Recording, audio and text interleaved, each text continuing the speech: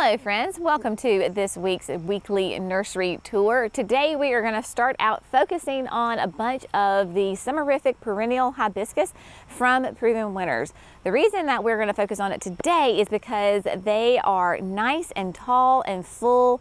If you do not have one of the summerifics in your garden, you really need to consider adding it to your space because it is a very easy, low maintenance plant that gives you loads of gorgeous color, and it faithfully comes back every single year. A lot of us are familiar with like tropical hibiscus. Well, these are perennial, so they come back every single year. When you get a hard freeze, they'll die back. So in the winter time, they're gone, they disappear.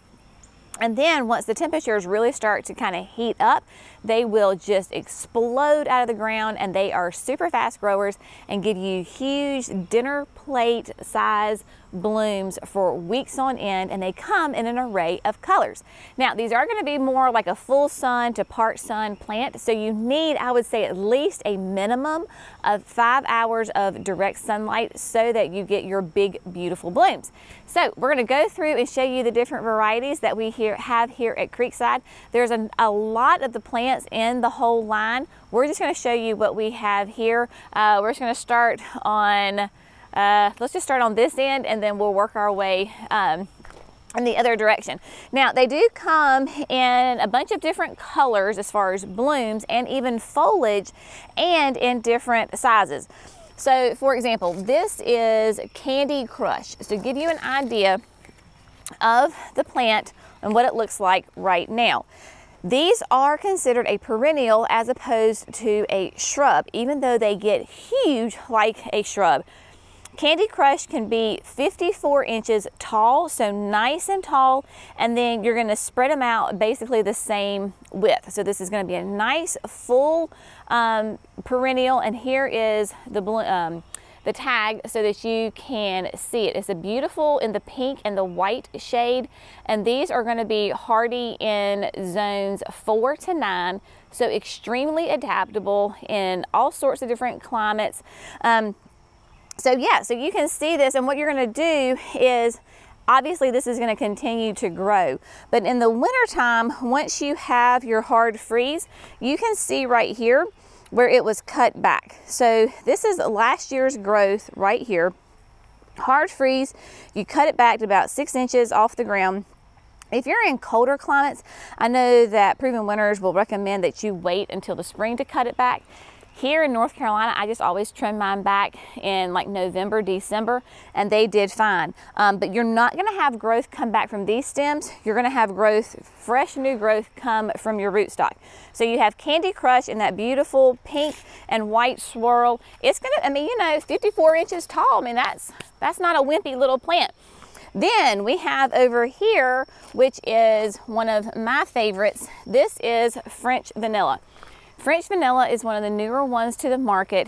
It is considered, and this is a little debatable in my opinion, a yellow hibiscus, because when it first comes out, it will have an extremely light yellow shade to it, and then it fades to a white. Hence French Vanilla. So it's not a pure white, it does have a little bit of that yellow to it, but it will also have a little bit, you can see on the foliage, it's going to be a little bit of a darker foliage. Some of these will have nice dark foliage. French Vanilla is a little bit kind of on that in-between stage, and it's only going to be 4 feet tall, and but yeah, a 4x4. So that gives you an idea. You can already see that we've got some flower buds right here that are forming, so it is not going to be long, and they are going to be absolutely full in bloom. Really, really nice. Now, hibiscus blooms are very much like daylily blooms. That one single bloom only lasts for 1 day, but there's multiples that just keep coming right after each other.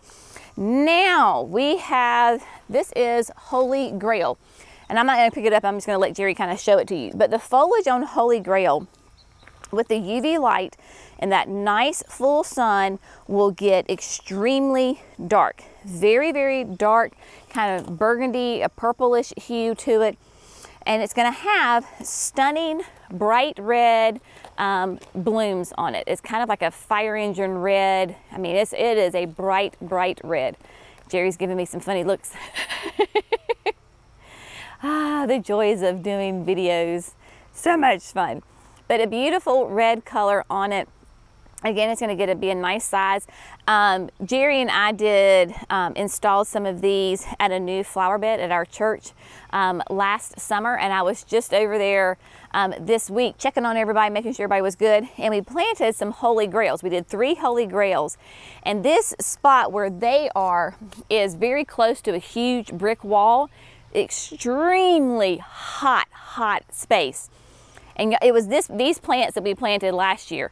Those suckers are huge. It's not on irrigation. They are massive, loaded in buds. I cannot wait for them to show their color because they are gorgeous. So Holy Grail is a very, very popular one because of that dark foliage and those beautiful red blooms. Then we have a quote new one for us. This is Evening Rose. An Evening Rose is going to be somewhat similar to Holy Grail in that it has the dark foliage, but it's a beautiful hot pink bloom. Really nice, attractive, again in that 4-foot mark. Depending on your space, if you can give them the most room to grow, that is the best thing to do.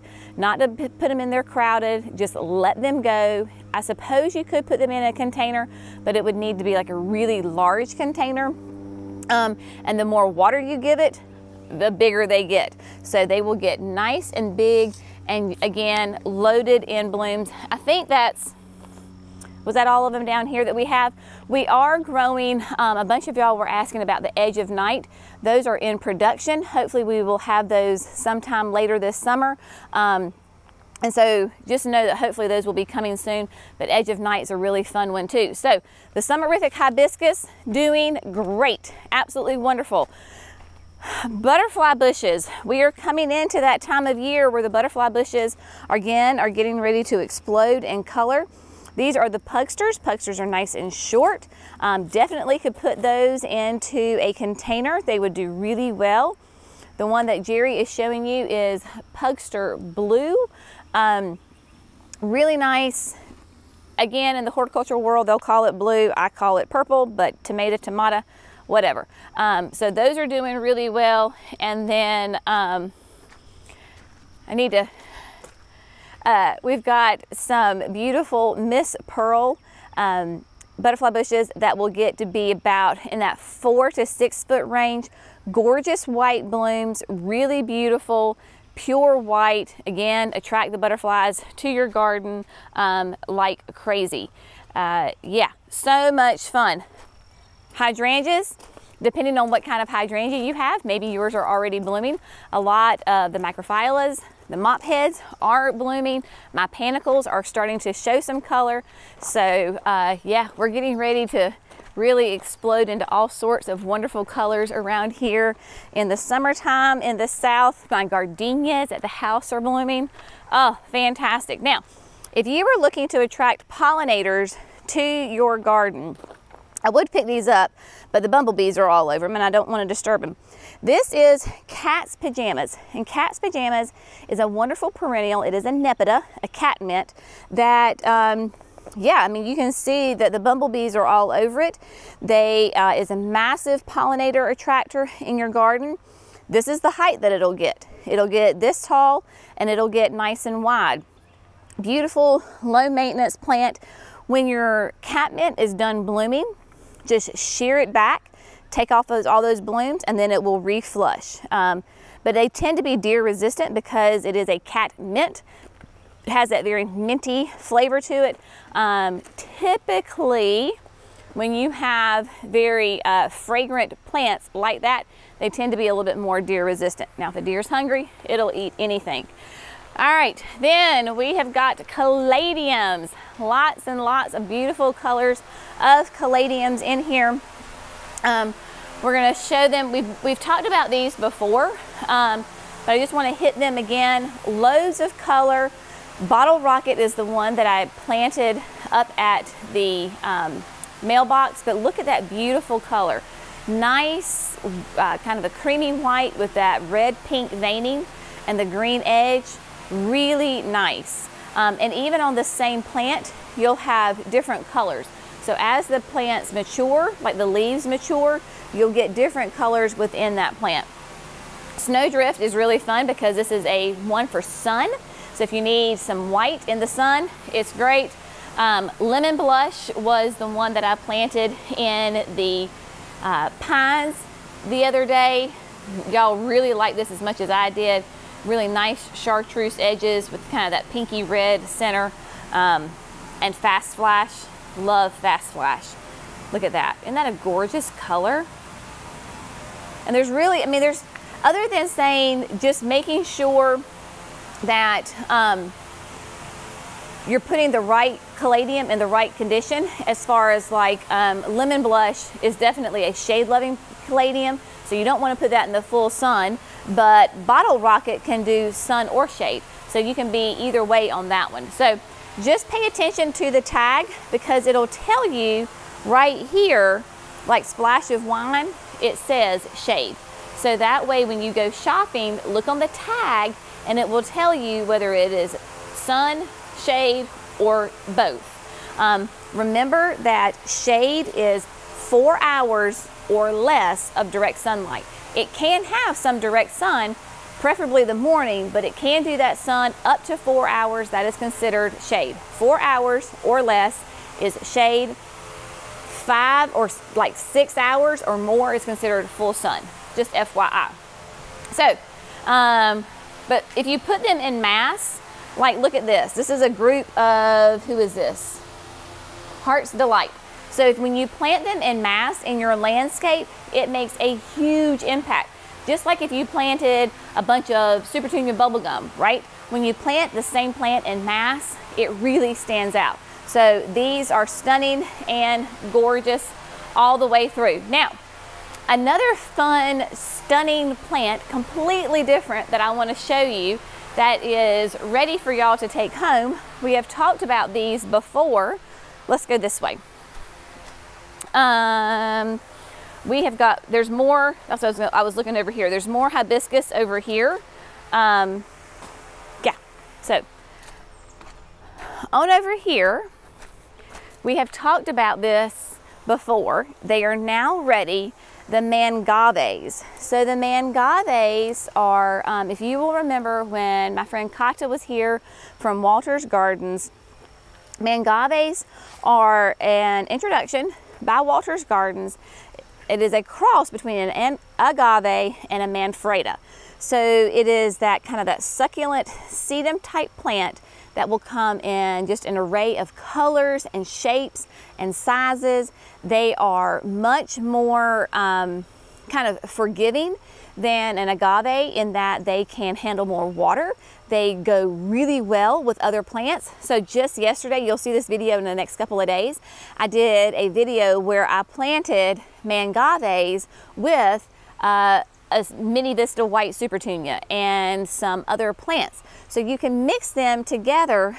In about 2 years, they will be nice and huge and almost full size. So they are a faster grower than an agave. In the wintertime, you're still gonna have to kind of protect them unless you're in a really warm climate, like zones like 9 or higher. For us, we will bring them inside, like even like just into your garage. Maybe we will stick them in the unheated greenhouse for the winter just to give them a little bit of protection. But they're not considered cold hardy in zones, oh gosh, I guess it depends. Yeah, 9 to 11. They're only perennials in 9 to 11, but they're very, very adaptable, gorgeous. So, and they have such fun names. So this is like Navajo Princess that you can see is such a beautiful color to it, and the Mangaves tend to be less pokey.